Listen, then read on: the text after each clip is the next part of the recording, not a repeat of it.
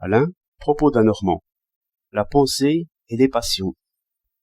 Un homme de 6 pieds, de grands bras, de fortes mains, les jambes comme des piliers, il est clair que cette machine n'est pas faite pour penser seulement. Il faudrait donc endormir tous ces puissants animaux et penser au lit, mais la structure du corps ne le permet point. Si la petite lumière d'en haut s'allume, tout s'éveille et s'étire, attendant les ordres. Voilà sans doute pourquoi l'insomnie est si pénible, car le gros animal, inoccupé, suit toutes les pensées de la tête, et esquisse aussitôt les actions qui y répondraient.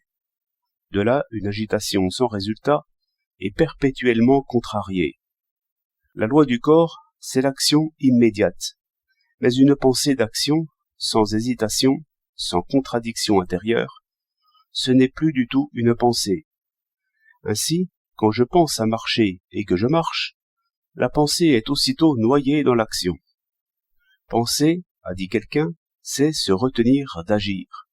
Mais voilà ce que la machine du corps sait très mal faire. Elle se contracte alors contre elle-même et se raidit.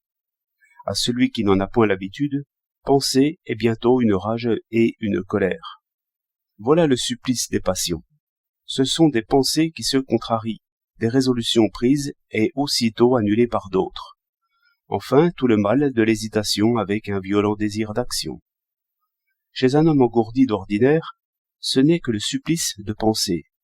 Chez l'autre, c'est le supplice de penser avec ses bras et ses jambes, et par conséquent avec ses poumons, son cœur et son ventre, car tout se tient. Seulement, il est juste de remarquer que cette pensée par contracture survient moins vite chez celui-ci que chez l'autre. Son chagrin, par l'habitude qu'il a de penser, est d'abord penser seulement. Le calmer, c'est le ramener là. Méthode, un travail des mains. Une femme, se sentant devenir folle de chagrin, vida son armoire sur le plancher et remit toutes les choses à leur place. Heureux encore l'homme malheureux, s'il a un arbre à déraciner, car il se produit 2 effets également désirables. Ou bien la pensée suit les mains et s'engage dans les fentes du bois, ou bien, si la pensée s'occupe encore à ses peines, du moins l'animal est discipliné par un travail machinal.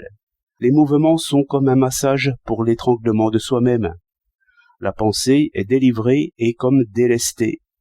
Un vieux sage disait que le matin, pendant qu'il faisait son lit, c'était l'heure de la justice. C'est que ses forces étaient à faire son lit, non à nouer les pensées par des mouvements de passion. Je plains un colosse qui n'a rien à faire que de penser. Il pensera avec tout son corps, et sans bonheur, je le crains. C'est peut-être par ce mécanisme que les oisifs sont souvent méchants, et, par ce détour, guerriers. Pour moi, je ne réfléchis convenablement qu'en faisant autre chose, comme bêcher, sarcler, clouer. C'est un os jeté au chien.